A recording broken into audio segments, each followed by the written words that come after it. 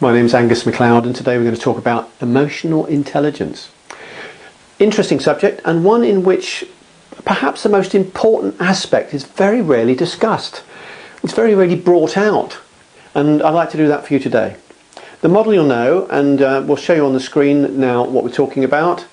We'll start in the top left quadrant, and if you look up and down, you'll see there's a row downwards on the left which is about self. And then you'll see a row along the top which is about awareness. So if you cross those together, you get self and awareness, self-awareness. That's the top left quadrant in the model. Now below that, as a row, you've got the management dimension as well.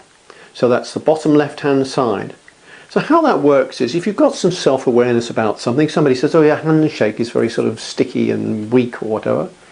You have a choice, and that's the boundary between awareness and action or management.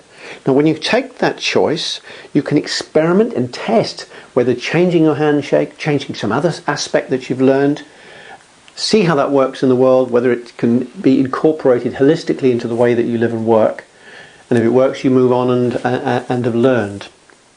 So that's how we move from awareness to management with ourselves. Now the other half of the model on the right hand side has to do with others. So the top right hand side, if you look at that, you've got others, and then on the top, on the row, you've got awareness. So it's about your awareness of others, my awareness of others. And how do we do that, and what do we learn?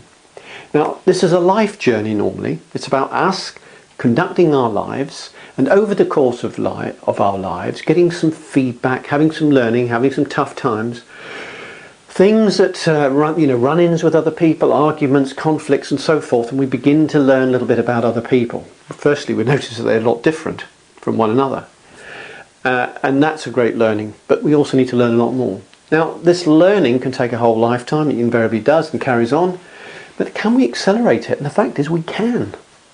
Now how do we do that? And this is where so much that's said about emotional intelligence is a little weak, because the fast route to improving the rate at which you can increase your emotional intelligence is to seek specific feedback. Now that's very specific feedback, so that means not sort of generalist sort of questions about, well, how did I do? Because people are just going to say, oh yeah, it was fine, it's fine, yeah, no problem. That's not much good to us. What we want is to get specific feedback. So we say, oh, when I was speaking with you, Jennifer, I wasn't sure you were totally happy when I was discussing the subject of XYZ. Was there one thing, Jennifer, that I could have done better to make that a more enjoyable and useful experience for you? So, one thing in the mind, it starts in Jennifer's mind the possibility that, oh, maybe there is one thing. That's the way the mind works. We introduce stuff to it, and it assumes for a moment that there is something, rather than blanking it out. We don't have that ability to erase stuff unless we're drunk or on drugs or something, or asleep. So the mind takes that in, and Jennifer will come up with something very, very specific. You know, you could have done that, or you could have been less this or more of that.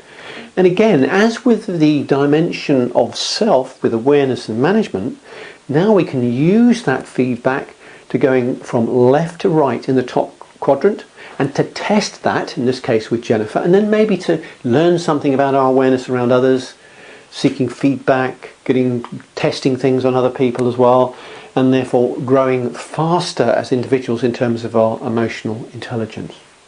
Now when you know a bit more about how other people work, and specific to each individual, there'll be general things which sort of work for most of the people most of the time, and then there'll be specific things which only work for a few people some of the time. So we want to use these new abilities to start understanding others, and that understanding and practice and testing of that understanding leads us to be able to manage others better. Now manage, if you remember, there's the bottom row, put the right hand column and the bottom row together, you have managing others. And when we get better and better at that, then we have a lot more impact. And most of us in some aspect of our lives, whether it's social, whether it's in the family, whether it's at work, have a need to harness other people, to work, if you like, as teams.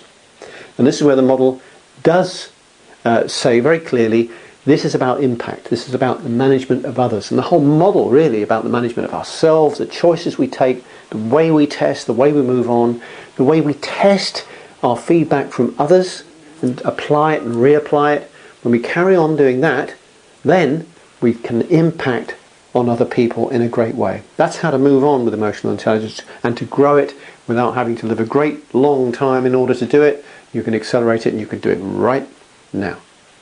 Thanks for listening.